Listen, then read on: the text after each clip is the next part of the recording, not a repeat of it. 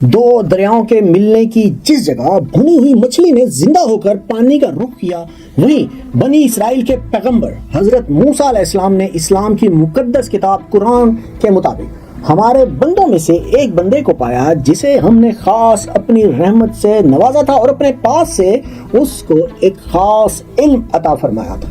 قرآن میں اس بندے کا نام ظاہر نہیں کیا گیا اور ان کی صرف صفات اور اللہ کے حکم سے کیے گئے کاموں کا بیان ہے۔ البتہ پیغمبر اسلام صلی اللہ علیہ وآلہ وسلم کی احادیث اور دیگر اسلامی روایات میں ان کا نام خضر بتایا گیا ہے۔ اس طرح حضرت خضر کا نام یہودی اور مسیحی مقدس کتابوں یعنی توریت اور انجیل میں بھی درج نہیں، لیکن متوازی روایات اور مختلف تشریحات انہیں بعض تاریخی اور مذہبی شخصیات سے جوڑتی ہیں۔ ان کا سب سے زیادہ ذکر یہودی تفسیری روایات یعنی تلمود اور مدرش، مسیحی روایات اور تصوفانہ ادب میں پایا جاتا ہے۔ تلمود میں ایک خفیہ اور روحانی ہستی کا ذکر ہے جو وقتاً فوقتاً ظاہر ہو کر لوگوں کی رہنمائی کرتی ہے۔ بعض یہودی روایات میں انہیں ایلیا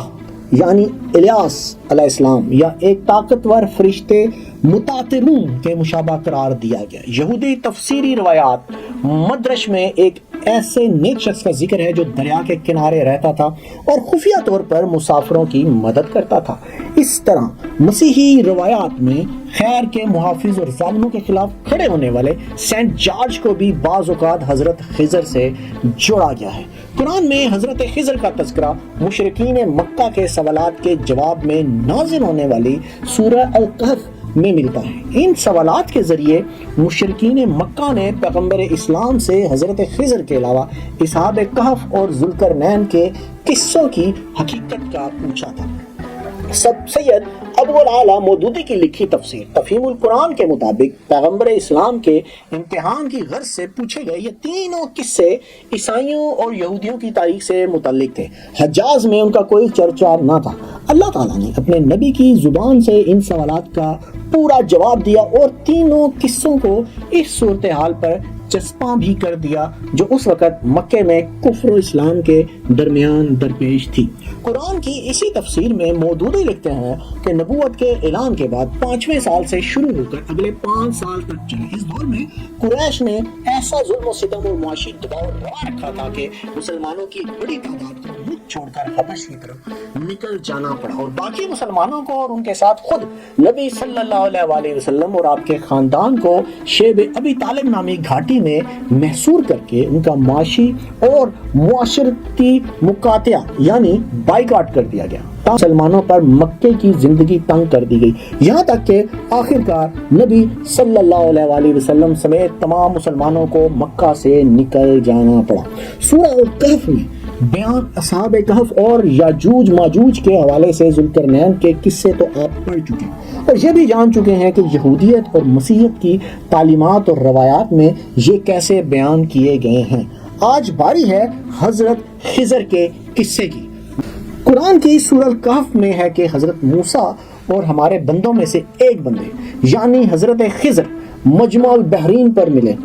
دو دریاؤں کی ملنے کی یہ جگہ مفسرین کے مطابق وہی ہو سکتی ہے جہاں موجودہ شہر خرطوم کے قریب دریا نیل کی دو بڑی شاخیں البحر العبیز اور البحر الزرق آ کر ملتی ہیں، کیونکہ حضرت موسیٰ کی پوری زندگی جن علاقوں میں گزری ان میں اس ایک مقام کے سوا کوئی مجمع البحرین نہیں پایا جاتا۔ قرآن میں ہے کہ ملاقات کے وقت حضرت موسیٰ علیہ السلام نے ان سے درخواست کی کہ آپ مجھے اجازت دیں تو میں اس شرط پر آپ کے ساتھ رہوں کہ جو علم آپ کو عطا ہوا آپ اس میں سے کچھ مجھے بھی سکھائیں گے۔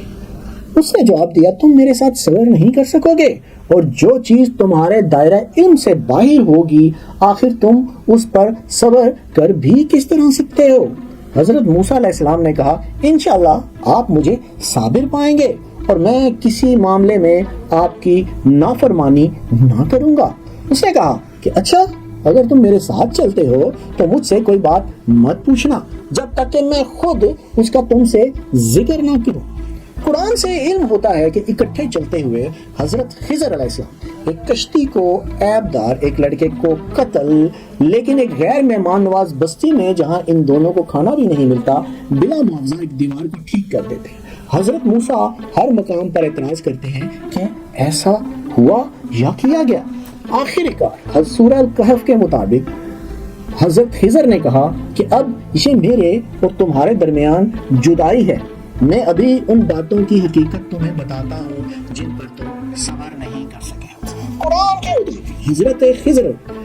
حضرت موسیٰ علیہ السلام کو بتاتے ہیں کہ اس کشتی کا معاملہ یہ ہے کہ وہ چند مسکینوں کی تھی جو دریا میں محنت مزدوری کرتے تھے، سو میں نے چاہا کہ اسے عیب دار کر دوں، اس لیے کہ ان کے آگے ایک بادشاہ تھا جو ہر کشتی کو کسی جنگی مہم کے لیے زبردستی چھین رہا تھا۔ رہا لڑکا تو اس کے ماں باپ دونوں ایمان والے تھے، سو ہمیں اندیشہ ہوا کہ کہیں وہ بڑا ہو کر اپنی سرکشی اور کفر سے ان کو تنگ نہ کرے، سو ہم نے چاہا کہ ان کا پروردگار انہیں اس کی جگہ ایسی اولاد دے جو پاکیزگی میں اس سے بہتر اور شفقت و محبت میں اس سے بڑھ کر ہو۔ اور دیوار کا معاملہ یہ ہے کہ وہ شہر کے 2 یتیم لڑکوں کی تھی، اس کے نیچے ان کا دفینہ زمین میں جو خزانہ دبایا گیا ہوتا ہے وہ تھا، اور ان کا باپ ایک نیک آدمی تھا، یہ دفینہ اسی نے رکھا تھا، سو تیرے پروردگار نے چاہا کہ وہ اپنی جوانی کو پہنچے اور اپنا دفینہ خود نکالے۔ یہ تیرے پروردگار کی عنایت سے ہوا، اور یہ جو کچھ میں نے کیا اپنی رائے سے نہیں کیا، یہ ہیں ان باتوں کی حقیقت جن پر تم صبر نہیں کر سکے ہو۔ تفہیم القرآن کے مطابق اس کی کوئی وضاحت قرآن میں نہیں کی گئی، تاہم مفسرین کا قیاس یہ ہے کہ اس واقعے کا تعلق اس دور سے ہے جب مصر میں بنی اسرائیل پر فرعون کے مظالم کا سلسلہ جاری تھا، اور سرداران قریش کی طرح فرعون اور اس کے درباری بھی عذاب میں تاخیر دیکھ کر یہ سمجھ رہے تھے کہ اوپر کوئی نہیں جو ان سے باز پرس کرنے والا ہو، اور مکہ کے مظلوم مسلمانوں کی طرح مصر کے مظلوم مسلمان بھی بے چین ہو کر پوچھ رہے تھے کہ خدایا ان ظالموں پر انعامات کی اور ہم پر مصائب کی یہ بارش کب تک؟ بائبل اس واقعے کے باب میں بالکل خاموش ہے، البتہ تلمود میں اس کا ذکر موجود ہے، مگر وہ اسے حضرت موسیٰ علیہ السلام کی بجائے ربی یہوحنان بن لادی کی طرف منسوب کرتی ہے، اور اس کا بیان یہ ہے کہ ربی مذکور کا یہ واقعہ حضرت الیاس کے ساتھ پیش آیا تھا، جو دنیا سے زندہ اٹھائے جانے کے بعد فرشتوں میں شامل کر لیے گئے اور دنیا کے انتظام پر مامور ہیں۔ احادیث میں حضرت ابی بن کعب کی یہ روایت موجود ہے کہ خود پیغمبر اسلام نبی کریم صلی اللہ علیہ وسلم نے اس قصے کی تشریح کرتے ہوئے موسیٰ سے مراد بنی اسرائیل کے پیغمبر حضرت موسیٰ کو ہی بتایا، اور جن سے ان کی ملاقات ہوئی ان کا نام تمام جتنی بھی احادیث ہیں اس میں خضر بتایا گیا۔ ویسے بھی حضرت الیاس حضرت موسیٰ کے کئی 100 برس بعد پیدا ہوئے ہیں۔ 2 دریاؤں کے ملنے کی جگہ تک حضرت موسیٰ علیہ السلام کے ساتھ جانے والے ان کے خادم کا نام بھی قرآن میں نہیں بتایا گیا۔ البتہ بعض روایات میں ذکر ہے کہ وہ حضرت یوشع بن نون تھے جو بعد میں حضرت موسیٰ کے خلیفہ ہوئے۔ مودودی لکھتے ہیں کہ اس قصے میں ایک بڑی پیچیدگی ہے جسے رفع کرنا ضروری ہے۔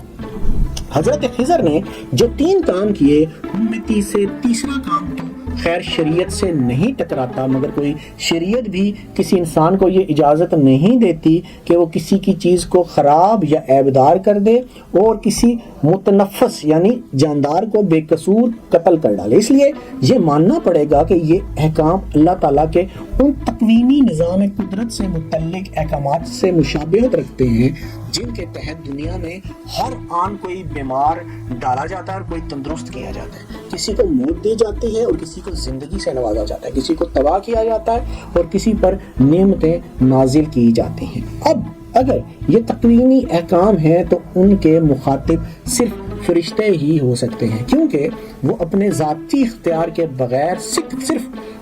وامر الہی یعنی اللہ کے احکام کی تعمیل کرتے ہیں، اس لیے کہ انسان احکام شریعہ کا مکلف یعنی پابند ہے، اور اصول شریعت میں کہیں یہ گنجائش نہیں پائی جاتی کہ کسی انسان کے لیے محض اس بنا پر احکام شریعہ میں سے کسی حکم کی خلاف ورزی جائز ہو کہ اسے بذریعہ الہام اس کا حکم ملا اور بذریعہ علم غیب اس خلاف ورزی کی مصلحت بتائی گئی ہے۔ اس بات پر نہ صرف تمام علماء شریعت متفق ہیں بلکہ اکابر صوفیہ بھی بالاتفاق یہی بات کہتے ہیں۔ چنانچہ علامہ علوسی نے تفصیل کے ساتھ عبد الوہاب شیرانی، محی الدین ابن عربی، مجدد الافسانی، شیخ عبد القادر جیلانی، جنید بغدادی، سری سختی، ابو الحسین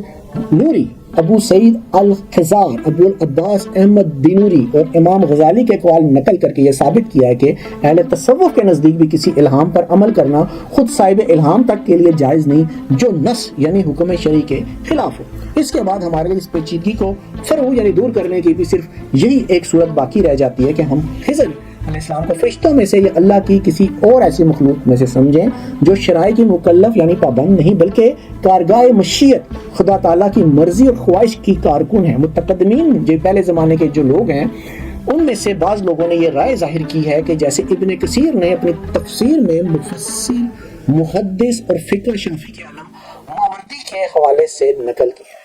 مشرق وسطیٰ میں اور کئی دیگر جگہوں پر بہت سے مسلمان اور مسیحی ایک ہی مقام پر حضرت خضر اور حضرت الیاس یا حضرت خضر اور سینٹ جارج کی یاد مناتے ہیں۔ انسائکلوپیڈیا بریٹانیکا کے لیے نوح پیش کی گئی تحقیق کے مطابق انڈیا اور پاکستان میں حضرت خضر کو خواجہ خضر سمجھا جاتا ہے جو سمندر اور دریا کے مسافروں کے محافظ کے طور پر مشہور ہیں۔ صوفیاء میں حضرت خضر کو ولیوں اور روحانی بزرگوں سے جوڑا گیا ہے۔ ان بحثوں سے بچتے ہوئے کہ حضرت خضر انسان تھے اور نبی تھے یا فرشتے، وہ زندہ ہیں یا نہیں اور ان کی عمر کتنی تھی یا ہے، قرآن میں قصہ خضر و موسیٰ کے بیان کا مقصد دیکھتے ہیں، اس کا ایک جائزہ لیتے ہیں۔ تفہیم القرآن میں ہے کہ قصہ خضر و موسیٰ کفار کے سوالات کا جواب بھی تھا